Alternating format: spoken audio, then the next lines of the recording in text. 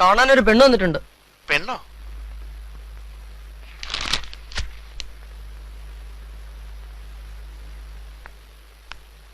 ആ വാ, അകത്തേക്ക് വാ.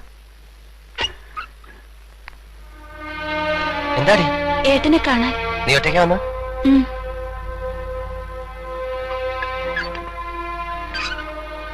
എന്താ ഏട്ടാ ഇതൊക്കെ? സാരമില്ല, ചെറിയൊരു മുറിവ് ഭേദായി. നീ ഇപ്പൊ എന്തിനാ ഇങ്ങോട്ട് വന്ന? അമ്മ കരച്ചിലോട് കരച്ചില്ല. ഹമീദ് സാർ അച്ഛനോട് വിവരങ്ങളൊക്കെ പറഞ്ഞു. നാട്ടിൽ എന്തൊക്കെ കഥകൾ ഏട്ടനെ കുറിച്ചെന്നറിയോ? പണ്ട് കീരിക്കാടൻ ജോസിനെ കുറിച്ച് പറഞ്ഞതുപോലെ ഇപ്പൊ ഏട്ടനെ പറ്റി പറയണത്. അതെ, അതാണ് എനിക്ക് വേണ്ടത്. ഏട്ടൻ എന്ത് വിചാരിച്ചിട്ട് എങ്ങനെയൊക്കെ ആവണത്? ഇങ്ങനെയൊക്കെ ആയിപ്പോയി. ചെറുത്ത് നിന്നു, പറ്റിയില്ല. പിടിച്ച വഴിക്ക് കിട്ടിയില്ലെങ്കിൽ പോണ വഴിക്ക്. ആർക്കു വേണ്ടിയാണ് ഏട്ടാ ഈ വേഷം? ഞങ്ങൾക്ക് വേണ്ടിയോ അതോ ഏട്ടന് ജീവിക്കാൻ വേണ്ടിയോ? ഏട്ടൻ എങ്ങനെ കഴിഞ്ഞു ഇതിന്? നീ എന്നെ ചോദ്യം ചെയ്യരുത്. നിന്റെ മുമ്പിൽ ഏട്ടൻ ചെറുതായി പോകും മോളെ. നീ കുടുംബത്തിന് വേണ്ടി വേഷം കെട്ടി ആടുന്നവളാണ്. ഏട്ടനും കെട്ടട്ടെ ഒരു വേഷം. എന്തിനാന്നറിയോ? നീ വേഷം കെട്ടി ആടാണ്ടിരിക്കാൻ. വെച്ച് വിളമ്പാൻ ഒരുപാട് ആളുകളുള്ള ഒരു വീട്ടിലേക്ക് നീ കല്യാണം കഴിച്ചു പോകുന്നത് കാണാൻ കൊതിച്ചവനാണ് ഏട്ടൻ. ഏട്ടാ, പോയതൊന്നും തിരിച്ചു പിടിക്കാൻ നമുക്ക് പറ്റില്ല. പറ്റുമടി, പറ്റും. ഏട്ടൻ തിരിച്ചു പിടിക്കും. അമ്പികേട്ടത്തെ, നീ, രമേശൻ, നിങ്ങളൊക്കെ നന്നായി കാണണം ഏട്ടന്. അതിനുവേണ്ടി ഞാൻ എന്തും ചെയ്യും, എന്തും. കരയരുത്, നീ സമാധാനായിട്ടിരിക്കെ. ഇനി എന്റെ മോള് നാടകത്തിന് പോകണ്ട. അമ്മയെ ഇപ്പൊ വന്ന് കാണാൻ എനിക്ക് ബുദ്ധിമുട്ടുണ്ട്. അമ്മയെ നീ പറഞ്ഞ് സമാധാനിപ്പിക്കണം. അച്ഛൻ ദേഷ്യത്തിലാണല്ലേ? കുടിച്ചു വരുമ്പോ ഓരോന്നൊക്കെ വിളിച്ചു പറയും. അല്ലെങ്കിൽ വെറുതെ ഓരോന്ന് ആലോചിച്ചിരിക്കണ കാണാം. പാവം, ആരായിരുന്നു നമ്മുടെ അച്ഛൻ? അച്ഛൻ കുടിക്കുന്നതുകൊണ്ട് നീ ദേഷ്യപ്പെടുകയൊന്നും ചെയ്യരുത്. ഉള്ളി നീറി എരിയുമ്പോഴാണ് കുടിക്കാൻ തോന്നുക. എന്നാ ഇനി താമസിപ്പിക്കണ്ട. കമ്പനിയുടെ ജീപ്പ് കൊണ്ട് കൊണ്ടുവിടാം. വേണ്ട ഏട്ടാ, ഞാനൊരു ഓട്ടോ വിളിച്ചു പൊയ്ക്കോളാം.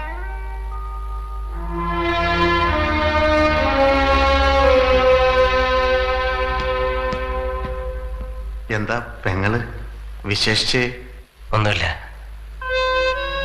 നാട്ടുകാർ കീരിക്കാടൻ ജോസിന്റെ ചെങ്കോലും കിരീടവും എനിക്ക് തന്നിരിക്കുന്നു. അതിലെന്താ ഇത്ര സംശയം? കീരിക്കാടൻ ജോസിപ്പ് ഒന്നുമല്ല. ആശാന്റെ പേര് കേട്ട ഇപ്പൊ ഞെട്ടും. എന്നെ വീഴ്ത്താൻ ഇനി മറ്റൊരു സേതുമാധവൻ എന്നാണ് വരിക എന്നറിയില്ല. അതിനു മുമ്പ് ചെയ്തു തീർക്കാൻ ഒരുപാടുണ്ട്. അതിന് പണം വേണം. ആശാന് പണത്തിനെ പഞ്ഞം. എത്ര പണം വേണം? ഒന്ന് മൂളിയാ മതി. ആ, ഒരു ബാറും ഹോട്ടലും നടത്തുന്നതിന്റെ ബുദ്ധിമുട്ട് എന്താണെന്നറിയൂ? അതും രാമപുരം പോലുള്ള ഒരു ചെറിയ ടൗണിൽ. സഹകരണം എപ്പോഴും ഉണ്ടാവണം. ഒരു പൈനും കൂടെ പറയട്ടെ? വേണ്ട വേണ്ട, പോയിട്ട് ധൃതയുണ്ട്. ഞങ്ങള് മുതലാളി ഒന്ന് നേരിട്ട് കാണാൻ വേണ്ടി വന്നതാ. എന്താ കാര്യം? നിസ്സാര കാര്യ. ആശാനൊരു അത്യാവശ്യം. ഇച്ചിരി കാശിന്റെയാ. നമ്മള് വേണ്ടപ്പെട്ടവരോട് ചോദിക്കാൻ പറ്റൂ? എത്ര കാശാ? കുറച്ച് കാശ് മതി. ഒരു 10,000 രൂപ. 10,000 രൂപയൊന്നും തരാൻ എൻ്റെ ഇല്ല. ആശാനെ, ഒരു 5,000 രൂപ മുതലാളി ഇപ്പൊ തരും. ബാക്കി പിന്നെ എപ്പോഴെങ്കിലും, അല്ലേ? ഞാനിപ്പോ എന്താ പറയാ? ഒന്നും പറയണ്ട. ഇപ്പൊ 5,000 രൂപ കൊടുത്താൽ മതി. നമ്മൾ അങ്ങോട്ടും ഇങ്ങോട്ടും വേണ്ടവരാ, അറിയാലോ. പോടാ. ഇരിക്കാശാനെ, അപ്പോഴൊക്കെ ദേഷ്യം വന്നു.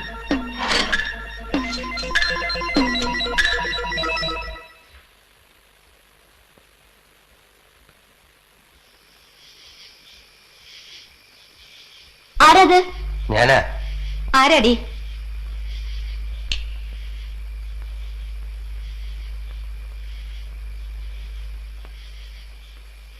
എന്താ വേണ്ടത് നിങ്ങൾക്ക്? എനിക്കൊരു കാര്യം പറയാനുണ്ട്. ഈ രാത്രിയിലോ? ക്ഷമിക്കണം. നിങ്ങൾ കുടിച്ചിട്ടുണ്ടല്ലേ? കുറച്ച്. നമ്മളൊക്കെ പിഴച്ചുപോയ ജീവിതങ്ങളാണ്. അറിഞ്ഞുകൊണ്ടാണോ? അല്ല.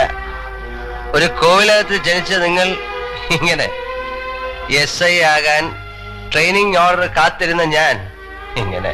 വിധി നമ്മളെയൊക്കെ ഇങ്ങനെ പന്ത് തട്ടി കളിക്കുകയാണ്. കളിക്കട്ടെ. ജോസിന്റെ കൈ കൊണ്ട് മരിക്കാൻ വന്നതാണ് ഞാൻ. ജോസ് ഒന്ന് ആഞ്ഞടിച്ചാൽ ഞാനില്ല.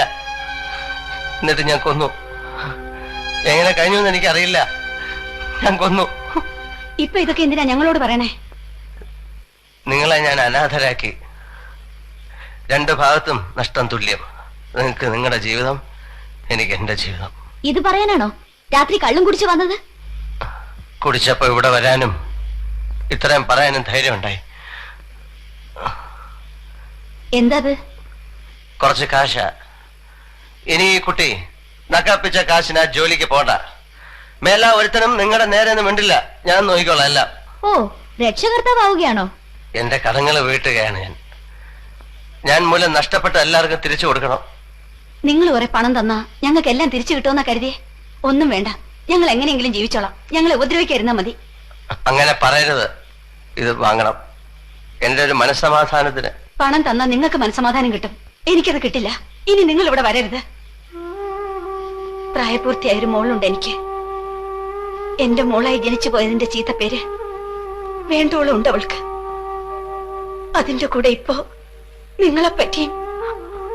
അവളെ ഒരാണിന്റെ കൂടെ പറഞ്ഞയക്കണവരെ എനിക്ക് മനസ്സമാധാനം ഇല്ല. ഇനി സഹായിച്ച് ഞങ്ങളെ നശിപ്പിക്കരുത്. ഞാൻ ഇവളെ വിവാഹം കഴിക്കാം. എന്ത് വിവാഹോ? ഓ, അപ്പൊ അതാണ് നിങ്ങളുടെ മനസ്സിലല്ലേ? ഒരിക്കലും അങ്ങനെ ഉണ്ടായിരുന്നില്ല. പക്ഷെ ഇപ്പോ എനിക്ക് കഴിയുന്നത് ഞാൻ ആലോചിച്ചു പോയതാണ്. നല്ല ആലോചന. ചട്ടമ്പിയായിട്ട് നടക്കണം നിങ്ങൾക്ക് എന്റെ മോളെ കല്യാണം കഴിച്ചു തരാനോ? ഒരു കൂലി വേലക്കാരനെ ഞാൻ സമ്മതിക്കും.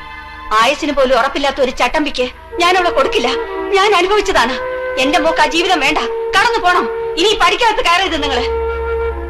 കേട്ടോടി, ഓരോരുത്തരുടെ മനസ്സിലിരിക്കുന്നത് കേട്ടോ. അകത്ത് പോടി.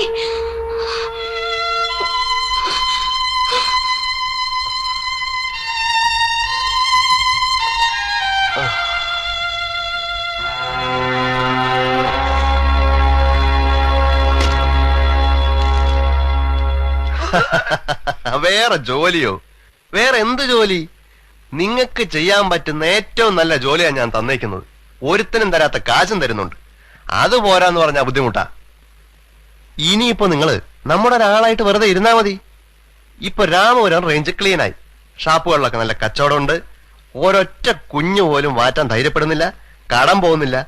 പിന്നെ ഈ ലോക്കൽ ചട്ടമ്പികൾ ആരും ഒരു പ്രശ്നം ഉണ്ടാക്കുന്നില്ല. എല്ലാം ഒതുങ്ങി. ഇനി പാലാ റേഞ്ച് ഒന്ന് ശരിയാക്കണം. അവിടെ നമുക്ക് ധാരാളം ശത്രുക്കളുണ്ട്. അവിടെ നിങ്ങൾക്കൊരു നല്ല എൻട്രി വേണം.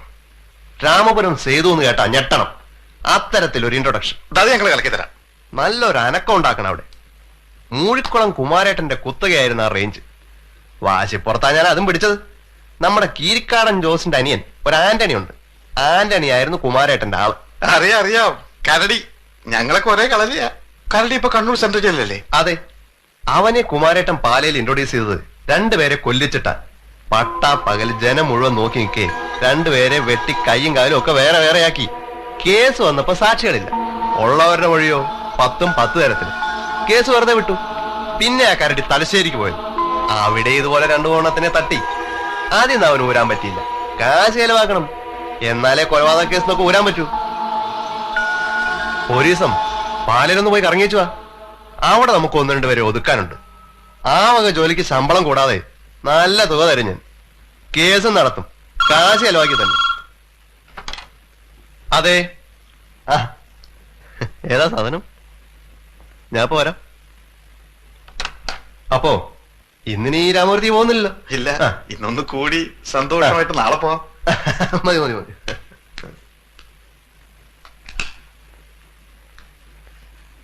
എന്നാ നമുക്ക് പാലയ്ക്ക് പോണ്ടത്? പോകാം. കരടി വിലസിയ സ്ഥല. നമ്മളവിടെ പുലിയായിട്ട് ഇറങ്ങണം.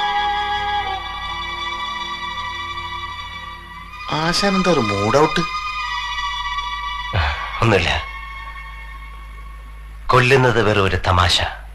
ഇതുവരെ കാണുക പോലും ചെയ്യാത്ത ആളുകളെ കഴുത്ത് വെട്ടണം, അല്ലെ കഠാര കയറ്റണം. കൊന്നാലേ നമുക്ക് പേരുള്ളൂ. അതിന് പണം വേറെ. കൂടുതൽ കൊന്നാൽ കൂടുതൽ പണം, പ്രശസ്തി.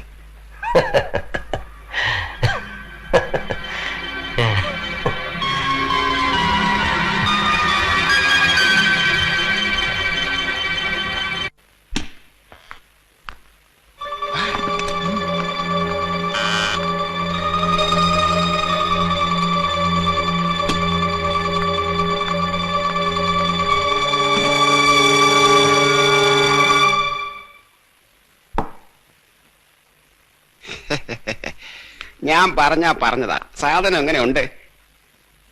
നാണിക്കാതെ ഇങ്ങ് അടുത്ത് വാ, മുതലാളി ഒന്ന് കാണട്ടെ.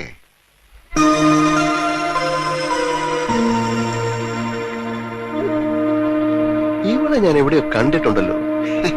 അത് ശരി, ഇതിനു മുമ്പ് പരിചയപ്പെട്ടിട്ടുണ്ടല്ലേ? സേതുമാധവന്റെ പെങ്ങളല്ലേ? എന്നെ ഓർമ്മയുണ്ടോ? അവനിവിടെ ഉണ്ട്, ഈ ഹോട്ടലിൽ. ഈശ്വരാ, എനിക്ക് പോണം.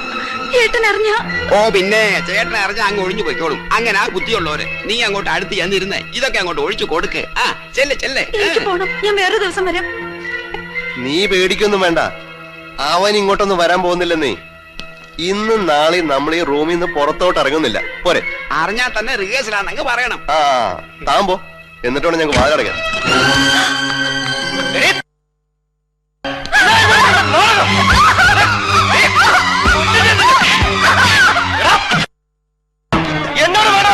ഒരാൾ കൊണ്ടുവന്ന ഇവിടെ വന്നപ്പോഴാണ് ഞാൻ ഇവളാണെന്ന് അറിയുന്നത്. അറിഞ്ഞപ്പോഴെങ്കിലും നിനക്ക് ഒഴിവാക്കാൻ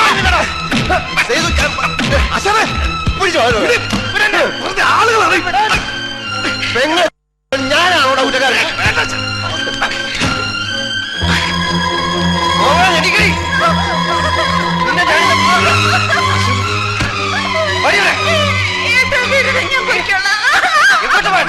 ഇനി വല്ല പറഞ്ഞ് ഉറപ്പിച്ചിട്ടുണ്ടേ നമ്മുടെ പല്ലിൽ ഇടവത്ത് നാട്ട് ആകെ നാളില്ലേ? ഇനി എന്തോ നാളെ പറയൂടെ നിന്നെ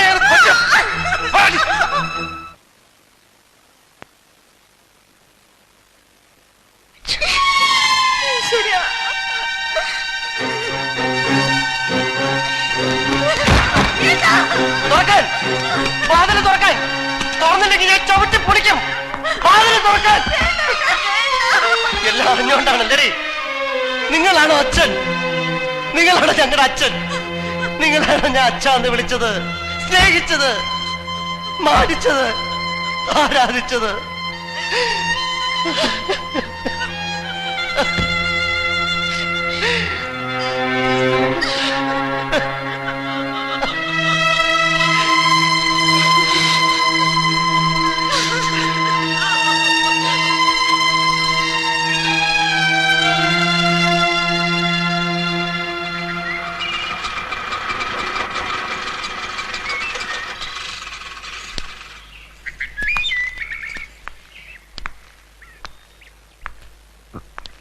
വേറെ ആരും ഒന്നും അറിയണ്ട. വയ്ക്കോ. ഏട്ടൻ വരണില്ലേ? ഇല്ല. ഇനി ഞാൻ ഈ വീട്ടിൽ കാലുകുത്തണമെങ്കിൽ നമ്മുടെ അച്ഛൻ എന്ന് പറയുന്ന ആള് മരിക്കണം. ഏട്ടാ, നമ്മുടെ അച്ഛൻ പാവമാണ്. ഞാൻ ചീത്തയായതറിഞ്ഞ് ആത്മഹത്യ ചെയ്യാൻ പോയ ആളാണ് നമ്മുടെ അച്ഛൻ. അന്ന് ഞാൻ കണ്ടതുകൊണ്ട് രക്ഷപ്പെട്ടു. പിന്നീട് ഇനി ഉണ്ടാവില്ല എന്ന് വാക്ക് കൊടുത്തിട്ടും പാലിക്കാൻ പറ്റിയിട്ടില്ല.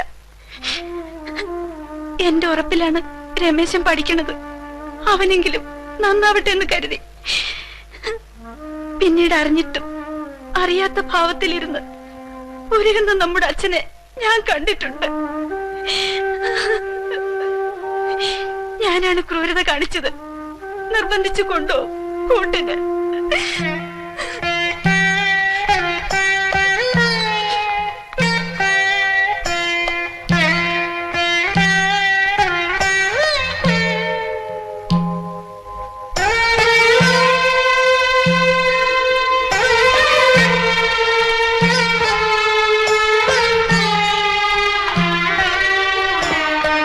ഇതെന്ത് കുടിയെ കുടിക്കണത്?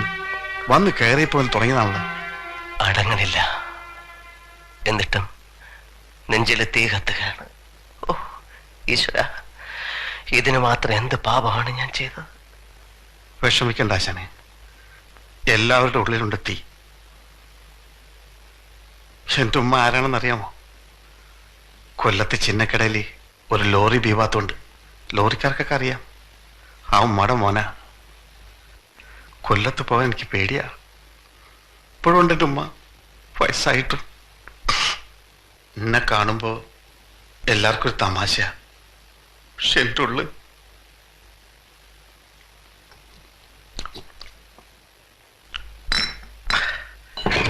വാപ്പുണ്ട്. വടക്കം കണ്ട് സുഖമായിട്ട് കഴിയണം. ആ എന്താ നജീബേ, 100 അടിക്കണോ? സേതു, ഇനി മതി. നീ വീട്ടിലേക്ക് ചെല്ലേ. ആരുടെ വീട്? എനിക്ക് വീടൊന്നുമില്ല. ബാപ്പ ഒരു വിവരം പറഞ്ഞു. സ്റ്റേഷനിൽ മെസ്സേജ് വന്നതാ. നിന്റെ അച്ഛൻ ദിവാകരൻ മുതലാളിയുടെ ഹോട്ടലില് ഹോട്ടലിൽ മരിച്ചു. ഫാനിൽ കെട്ടി തൂങ്ങി.